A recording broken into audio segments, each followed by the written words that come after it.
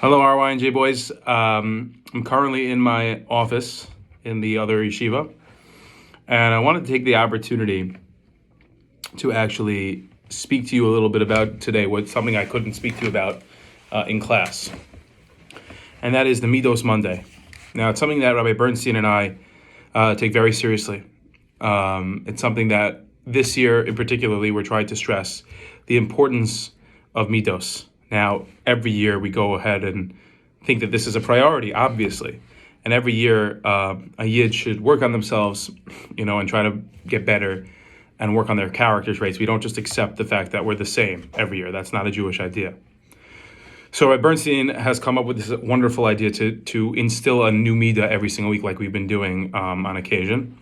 And I'm really trying to work on getting it into our class. Now, of course, since class is so precious and every single moment of learning together is so important, sometimes we extend into the other subjects and we lose time to go over these kind of things. But I don't want to take away from it and think that it's not important. So maybe on the days that we can't do it in class, I'll have you, watch these short videos and then write, as you'll see in the post, an answer to the questions that I post about what I said or what we discussed about that Midas Hayom. This particular week, the Midah is talking about judging oneself. And judging oneself positively is very important. It's almost like talking about self-esteem. When we see other people doing something wrong, a lot of the times we're very eager to call them out about it, to share with them, and to sort of be the first to acknowledge and show them that you didn't do the right thing, you could do better. And a lot of the times we like to ignore our own situations.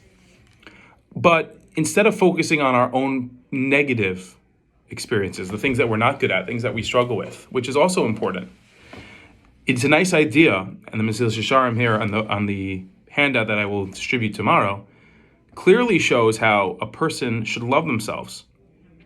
And that if a person cares about themselves, then they can now extend that love and appreciation towards other people. The mitzvah that is associated with this idea is v'ahavta l'reacha kamocha. If you hear the words, I can translate them for you. Love your neighbor, so to speak, your friend, as yourself.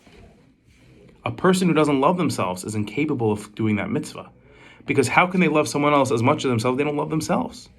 So the main idea from that mitzvah is to judge oneself favorably, to love oneself, and care about oneself that so much that we want to grow and we want to be better. And that amidah alone is something that is important to work on. Telling ourselves that we can do it, we can be better.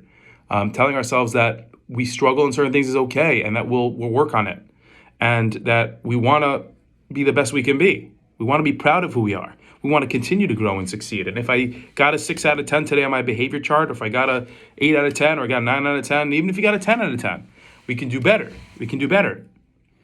And just a reminder and a plug to please remember to sign those. I have a parent to sign those behavior charts. I'm collecting them tomorrow, and they do affect your grade. But the v'ahavta l'reacha kamocha is an instillment of this value, that a person should love themselves and judge oneself favorably occasionally. Obviously, it's important to look through ourselves and say, what can I improve?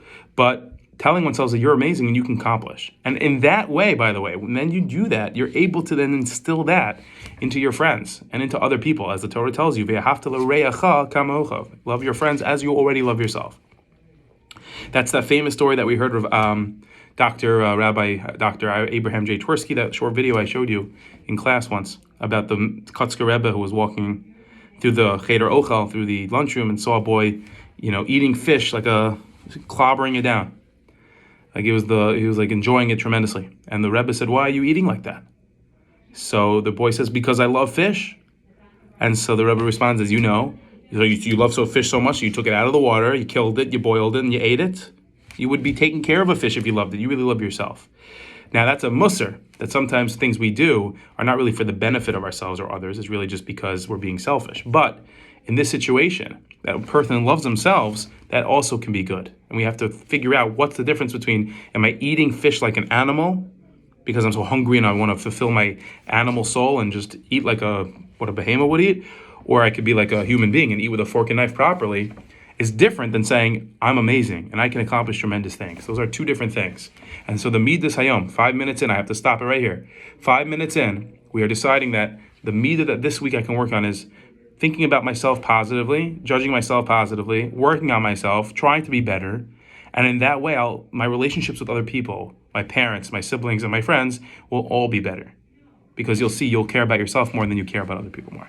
So please answer those few questions I wrote there, 2 or 3, bring them in, and you'll get credit for doing the homework for the Middos Hayom. And hopefully next time we'll do it in class.